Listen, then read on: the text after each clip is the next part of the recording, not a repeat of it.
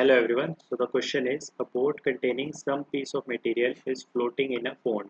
तो एक बोट में कुछ मटेरियल है जो फ्लोट कर रहा है. What will happen to the level of water if on unloading the pieces in the pond the piece floats and piece sinks? तो हमारे पास दो पार्ट हैं. ठीक है. So पहला होता है इसमें कि एक बोट है हमारे पास वाटर में. ठीक है. तो फ्लोट कर रही है बोट और इसमें एक मटेरियल है. ठीक है. सो बोट और मटेरियल है. तुम्हें पता है इन दोनों का वेट होगा जो. ठीक है. वेट ऑफ बोट तो मैं वेट लिख रहा हूँ not mass plus weight of material से कौन बैलेंस करेगा. ब्योंसी फोर्स जो भी प्रोवाइड की जाएगी लिक्विड के द्वारा. तो मैं इसे लिख लेता हूँ इनिशियल.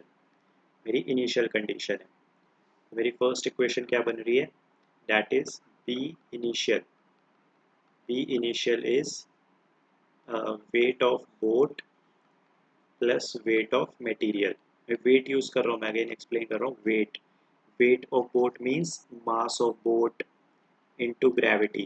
ठीक है. मैं डायरेक्ट लिख रहा हूँ. वैसे ही weight of material is mass of material into gravity gravitational acceleration that is g. So weight of boat plus weight of material. ये मेरी इक्वेशन नंबर 1 हो गई. नाउ अब हमें दिया हुआ है ए पार्ट. ए पार्ट में बोल रहा है कि इस मटेरियल को उठा के मैंने पॉन्ड में डाल दिया and it floats. So condition change. Boat ऐसे ही है. फ्लोट कर रही है बोट. ठीक है. बोट अभी भी फ्लोट कर रही है प्लस अब ये मटेरियल भी फ्लोट कर रहा है. ठीक है. जो मटेरियल था अब ये भी फ्लोट कर रहा है. बोट भी फ्लोट कर रही है. So can I right. तो इस पर भी एक बुयांसी फोर्स लगेगी. इस पर भी एक बुयांसी फोर्स लगेगी. तो फाइनल जो बुयांसी फोर्स आएगी मेरे पास वो दोनों का सम आएगी. बुयांसी फोर्स बोट पर प्लस बुयांसी फोर्स मटेरियल पर. बोट पर बुयांसी फोर्स कितनी लगेगी. जो बोट का वेट होगा. Wait of boat. ठीक है. मटेरियल पर बुयांसी फोर्स कितनी लगेगी. फ्लोट कर रहा है. Flotation condition. Flotation balance equilibrium में कैसे होगा जब ये वेट ऑफ मटेरियल के इक्वल होगी बुयांसी फोर्स. ठीक है. तो that is buoyancy force of boat is weight of boat plus buoyancy force of material is weight of material. Simple. ठीक है. Weight of material.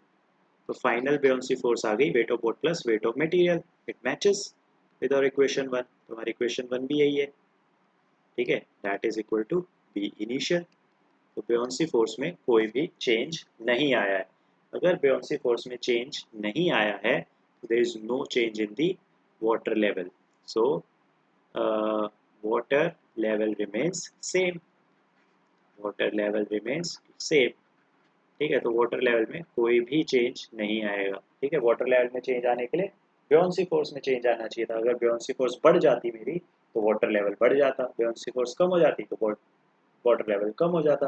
अब बुयांसी फोर्स अगर मेरी सेम है तो इसका मतलब ऐसा क्यों है. क्योंकि बुयांसी वाटर लेवल जब राइज होता है तो उसका मतलब होता है कि वाटर जो डिस्प्लेस हुआ है. ठीक है. वाटर लेवल राइज जो है वाटर डिस्प्लेस ज़्यादा है तो वॉल्यूम बुयांसी फोर्स भी ज़्यादा होगी. ठीक है. वाटर लेवल कब राइज होगा जब डिस्प्लेस्ड वाटर ज़्यादा होगा.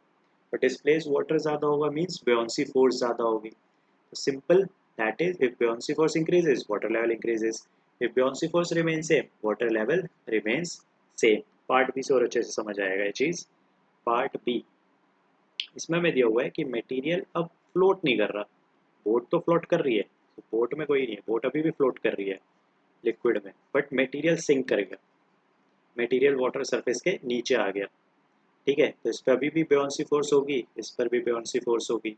Let's calculate B final in second case. B part जहाँ पे आ रहा है दैट इज बुयांसी फोर्स जो बोट पर है प्लस वो बुयांसी फोर्स जो मटेरियल पर है.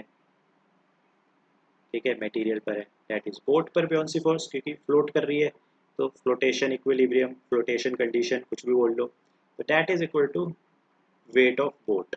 यहाँ तक तो सब सही है बट नाउ फ्लोट नहीं कर रही है चीज़ तो इस पर फ्लोट वाला इक्विलिब्रियम नहीं लगेगा. तो जो मटेरियल का वेट होगा सिंक करने का मतलब क्या है. सिंक सिंक कब होगी चीज़ जब वेट ऑफ मटेरियल ज़्यादा हो. किससे. बुयांसी फोर्स ऑफ मटेरियल से. तो यहाँ पर आपको ये चीज़ पता चल रही है कि बुयांसी फोर्स ऑफ मटेरियल जो है वो डिक्रीज हो गया. ठीक है. तो यहाँ पे जो बुयांसी फोर्स ऑफ मटेरियल की जो वैल्यू थी ना वो कम है, वेट ऑफ मटेरियल ज़्यादा है। ठीक है, तो यहाँ पर आप वेट ऑफ मटेरियल लिखोगे बट उसकी वैल्यू ज़्यादा है, सिंक हो रहा है ना, that is the sinking condition. ठीक है, तो वेट भी ज़्यादा है, तो मीन्स आप ऐसे लिख सकते हो कि weight of material is buoyancy force, material की buoyancy force plus some value, that is some plus positive constant. ठीक है, so buoyancy of material is actually weight of material minus some value. ठीक है, और ये वाली वैल्यू मुझे equation 1 से पता है कि मेरी इनिशियल buoyancy फोर्स होगी माइनस एक्स होगा। सो नाउ अब देखो कि आपकी final buoyancy force actually decrease कर गई।